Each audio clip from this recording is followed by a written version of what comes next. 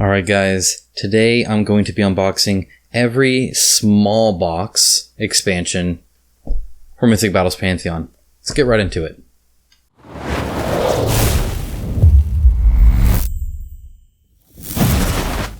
Alright, so first up is the extension kit. This is going to be the kind of least exciting one, so I'm starting out with it so that we can get through it and get on to more and more exciting pieces as we move along. That way the video isn't quite so boring, but again, I should be able to get into these pretty quickly and get into it. So the extension kit's kind of cool because it really allows you to just play more games, which is awesome. So it comes with a few cards and just the components you need so you can play another game of Mythic Battles Pantheon, which is pretty darn cool. So you get your little tokens here, and then you get some cards. Well, the cards will take a quick look at them, but then we'll move on. Oh, there we go. So, as you know, for the most part, you're kind of limited in how many people can participate in Mythic Battles Pantheon, though I've always liked just watching tabletop games like this be played as well, but either way, this kind of simple pack gives you enough to where you can play with more. So again, the cards, as always, are really good quality, and I like that. Some great art here, and looks like that's it. That's all you get. So that is, I have not played the game, so forgive me. You get the Omphalos cards, and the Art of War cards. That's all you need. So there you go. Let's get into the next one. Alright, next up, I told you we'd get more interesting. Here's the Judges of the Underworld. This is an exciting one with 3 very cool and unique miniatures. I put these design-wise kind of right up there with the Titans when it just comes to kind of, I don't want to say outlandish, but just the very stylized.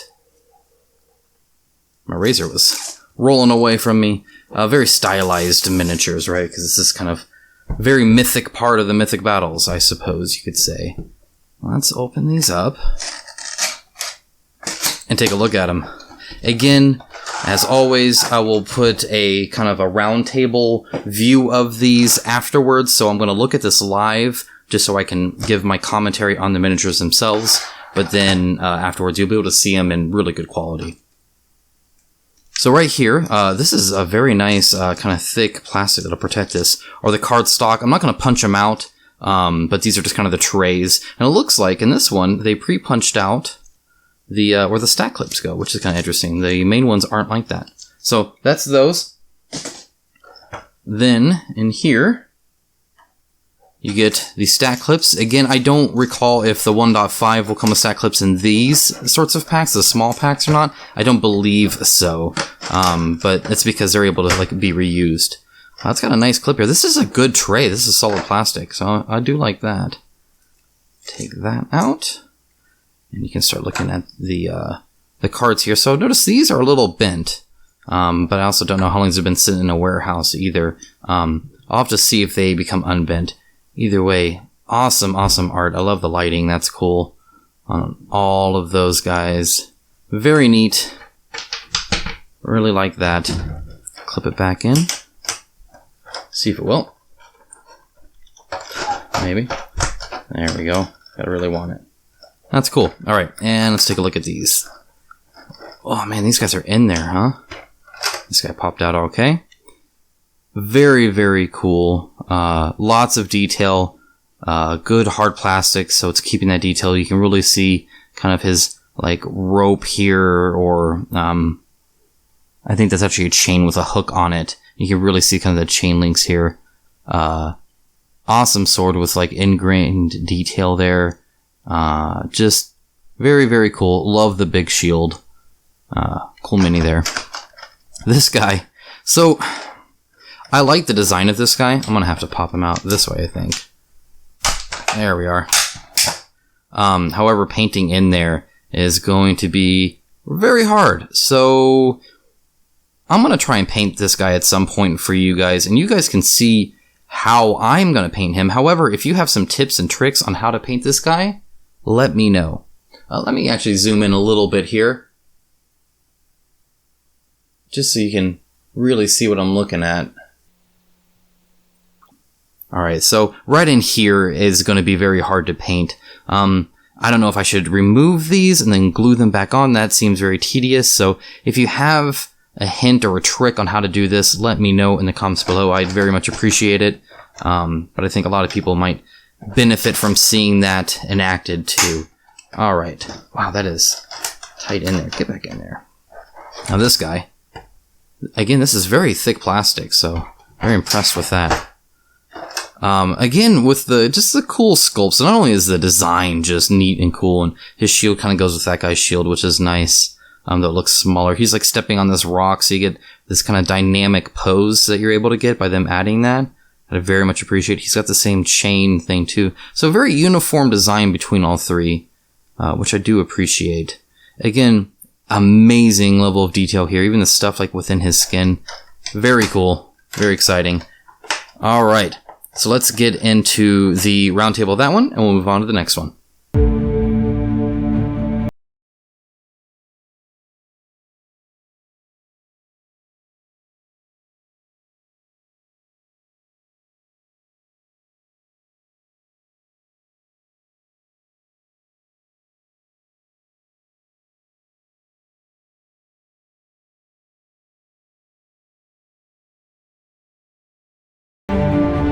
Alright, next up we have Heroes of the Trojan Wars. This is probably the one that I think most people will have heard of when it just comes to a lot of these stories that they're based off of. I mean, obviously you hear of characters like, Hercules, or, and then a lot of the gods and stuff. But when it comes to a lot of these lesser known people, because they went deep into the mythos here, I think the Trojan's probably the most common from that. It is a pretty cool story. And in here you get 1, 2, 3, 4, 5 miniatures. This is a noticeably a heavier box. Most likely from the cardboard more than anything. So take this out, and this has a little bit more here. So let's see, it's got the cardboard here. Very nice. Again, I'm not going to open that just yet. Heroes of the Trojan Wars. This is English, a non-English version, and it looks like it has a little bent up out of shape, which is unfortunate. So it has a scenario here that you can play through, which is pretty cool. Always appreciate that. More game content is more game content. Alright. Quickly go through these. This is a lot more in here, and it's in a much better shape. The other ones were kind of bent, but these are nice. Again, the art is fantastic. I love the art. And they're really front and center with the art as well. And good quality cards with a good kind of backing on it. Alright, you get the stack clips here. Let's get into the miniatures. Let's start with this guy. This is like one of the most detailed miniatures, and that I just think he'd take a lot of time with kind of his layers and layers of armor and stuff on here. But he's got a very cool cape because with his arm turned out like this and his knee kind of bent, it's like bending into his knee and then folding out. I just appreciate that it's not the typical like flowing out kind of cape. This one is almost like it's blowing into him and then being moved by him as it's like clinging his legs here. You can see it kind of bent around this leg here, which I really appreciate just when they do unique things like that. But otherwise more of a commanding one than, say, this guy, who is very much in attack position. And again, I'm very impressed. Look at that. There was like almost no give here. He is super secure on that base. Wow, it's impressive, really. And I don't even see like where there would be a peg in there, so they really just glued him in good. But with such a dynamic pose here. Really impressed. Love the big shields. Very ornate design on there. You can definitely clearly see the strap on the back. Sometimes that's very lackluster, or it's really thick. And that one, it looks like they just kind of barely raised it, but it kept really well. That's more accurate than some of these big, thick ones you get. Yeah, great miniature there. Really love it. Alright.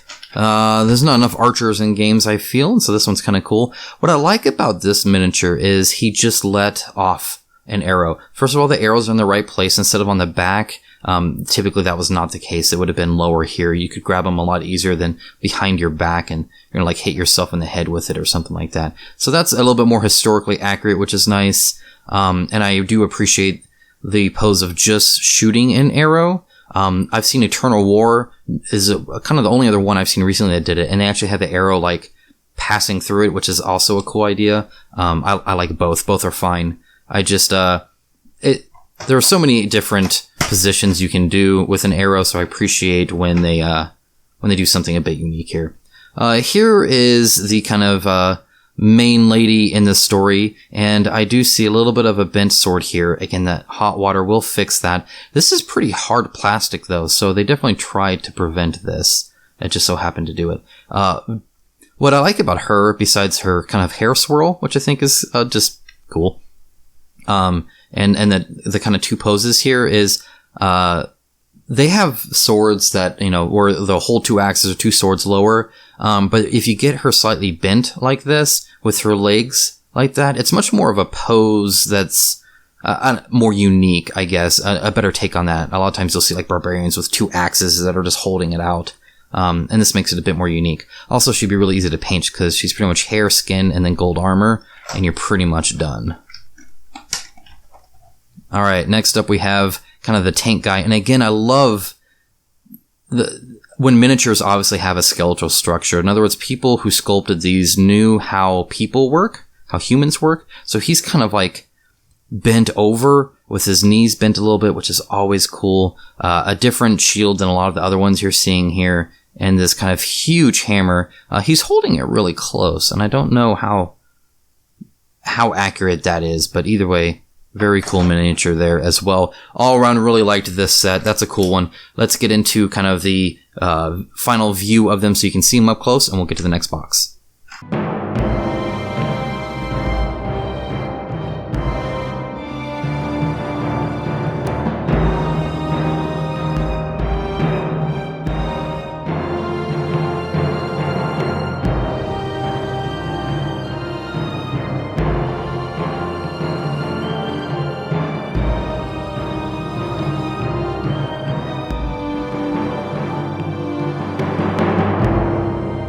Alright, the next box here is Oodypus versus the Sphinx.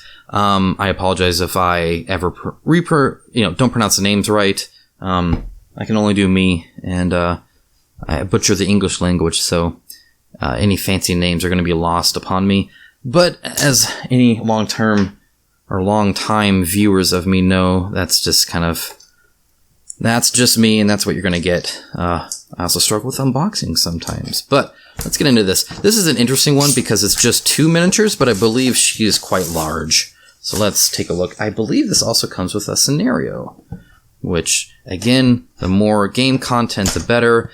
I believe if you backed this game all in, you would pretty much have a game you could play for the entire year, and then some. Alright, set these aside and get to it. Again, cardboard. I do like how they put it here. They punch out so well. It's just already coming out. So that's cool. You got the scenario here.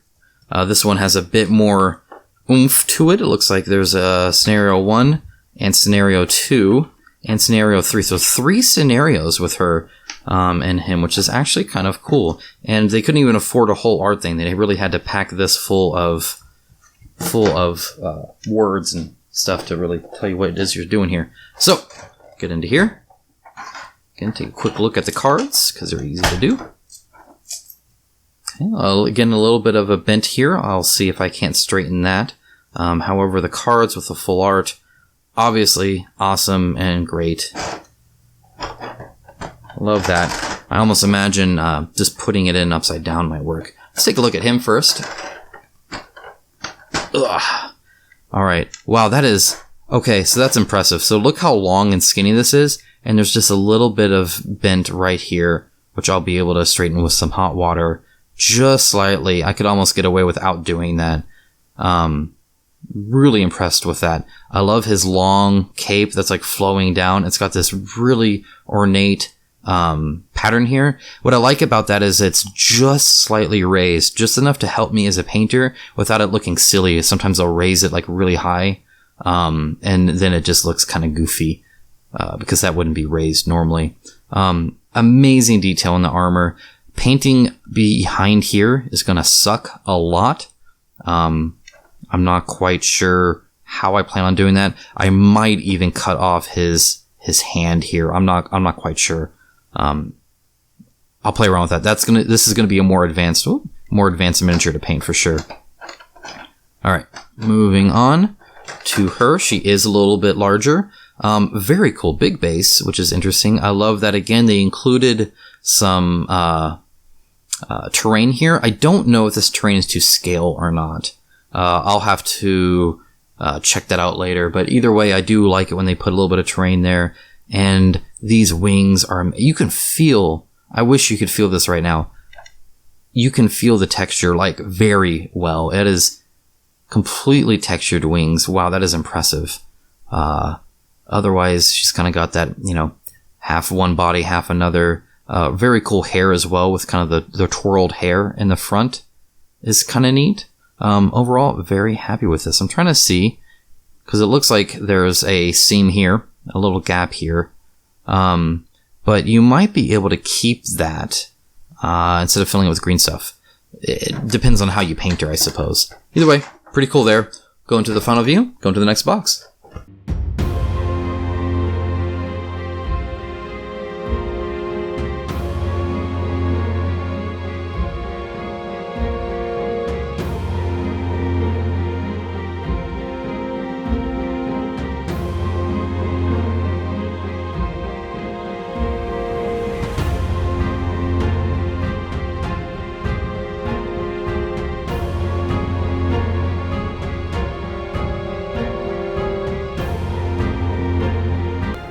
Alright, just a few more boxes to go, and we're getting into the bigger boxes. This is why I call it a small box unboxing for these expansions, because they're not the humongous big box expansions, but some of these get quite large. Anyway. Alright, let's see here.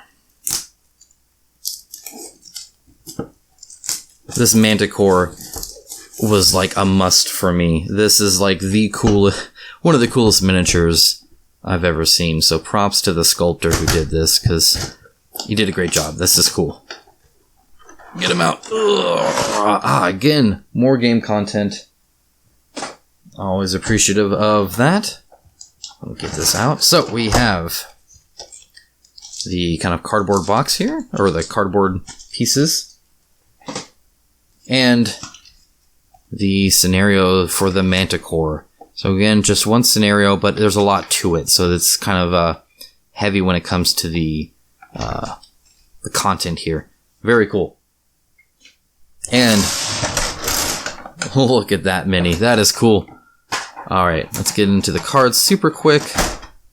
It's just going to be him, though. That's all there is. And what we really want to see. Oh, this guy is huge and awesome. Oh, so cool. So cool. What a well-designed mini. And you know what? For as big as he is, it looks like they did the glue really, really smart. So they have it obviously where the wings are added.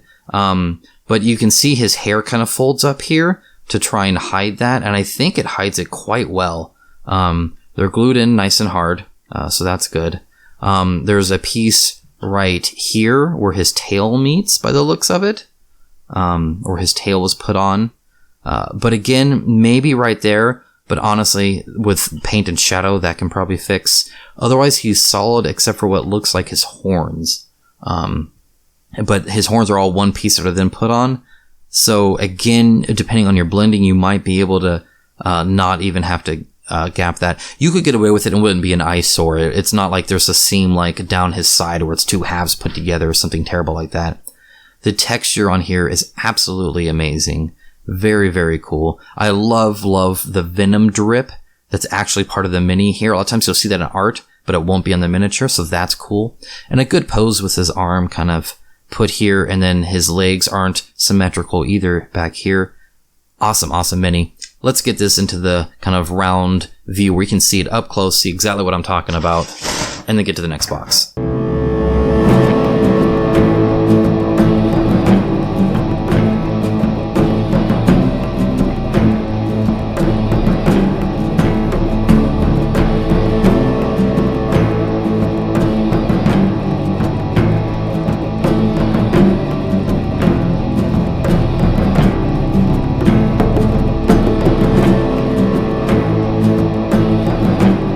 Alright, this is the terrain set, and this is kind of an exciting one. There's only one more box after this, so we're almost done here. Now, the terrain set is, if you're going to be playing on a tabletop, or you're going to be spending any sort of money on a game like this that's just a ton of content, and you're going to have a lot of time with it, you might as well go premium. I view the terrain set kind of like plastic token sets in a lot of these Kickstarter board games, where it's just that added fit and finish really add to the overall experience when it comes to quality. The difference being that instead of just feeling nice, this actually makes it more obvious how the game interacts and just makes it look nicer. So again, very cool here. I think there's like 22 different items in this, so it's a lot. Alright, so we're going to go top to bottom here. So you get quite a few more of these, and these are blue, that's nice. A lot of different broken pillars here. So looking back at this, this looks to be about the same size as the one on the Sphinx. This base seems much larger, but otherwise the column size seems about the same. So it looks like you get some that are bigger than others. Now these are, oh my gosh, really tight in there. I'll get it out, don't worry. Alright, hollowed out. Okay, so they're not solid when it comes to these, though that's fine. In fact, I might make it a little bit nicer to place them around, not have them like just fall over everywhere. So again, slightly hollowed out, but otherwise very well put together. So you got two different kinds here, one and then two for sculpts, unique sculpts. Okay, the trees, these are cool. So this one, what I like about this is it's actually a kind of a whole thing, right? So you got like a shield here and this kind of like hill with the tree coming on. This gap here is kind of unfortunate that this is two different pieces and this can fit as well. Let me see if maybe, yeah, they all kind of have that little bit of a gap. Especially dead trees like this, you can really dirty up and splotch with color. You might be able to fit that in with just a little bit of a texture. You put some like moss texture or something there, it'll work just fine. Then you have these fuller trees, which you have more under here. So most of it's just trees with a different base. That again is very cool with the roots coming up. And this has like fungus. Very cool. A chance to kind of add some color here. Got some birds as well. Very cool. Very cool. Like these. Again, make the board look a lot better. Go into the round table on this and go into the very last box.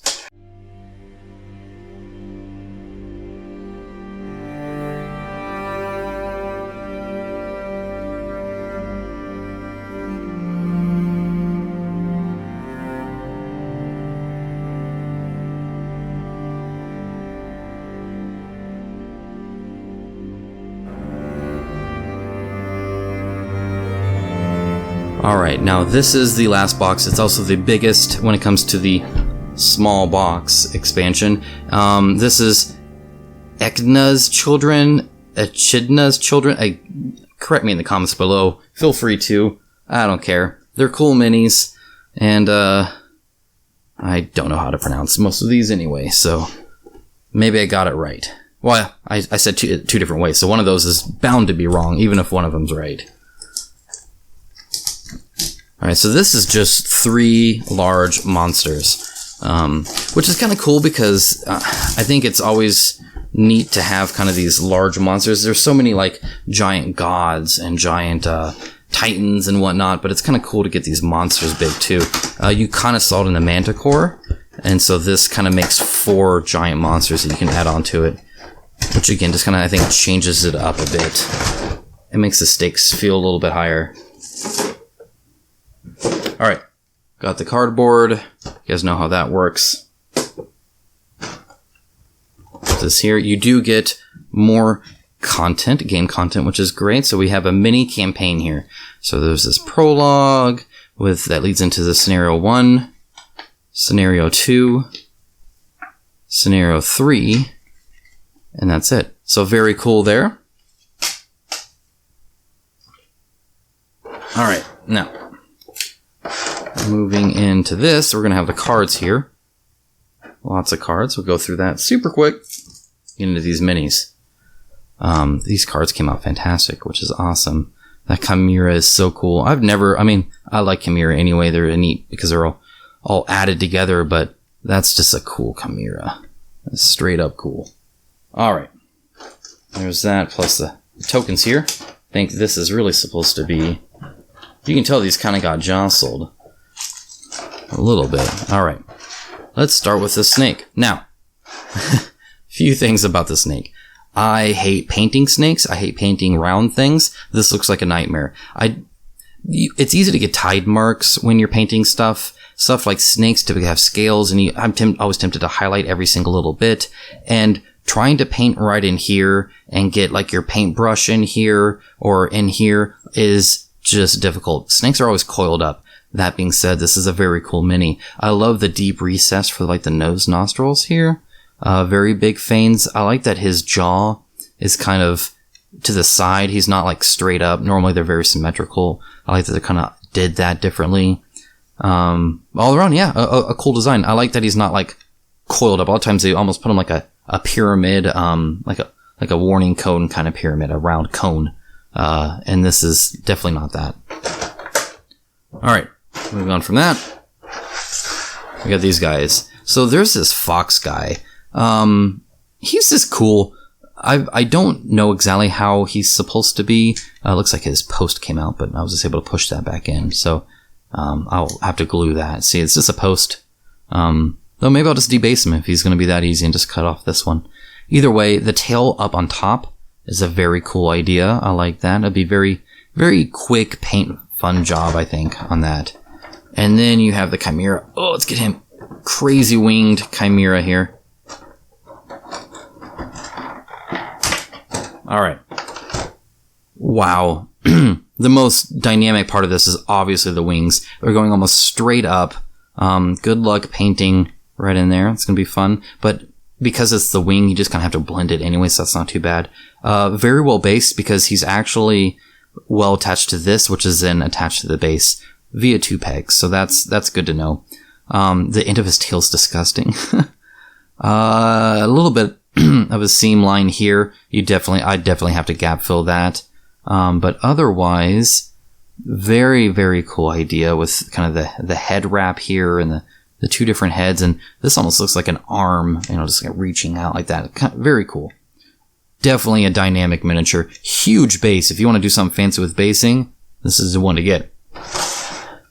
Alright, so we are going to go into the round table of this one, but before we do that, I just want to thank you for watching. I appreciate the fact that you were able to kind of see everything there is to offer so that when Mythic Battles Pantheon comes to Kickstarter again, you can refer to these and really see what's in the box, what you're getting, what the end result is when it ships to you and you're able to get your hands on it before you slap some paint on it or play it or whatever. Thanks for watching.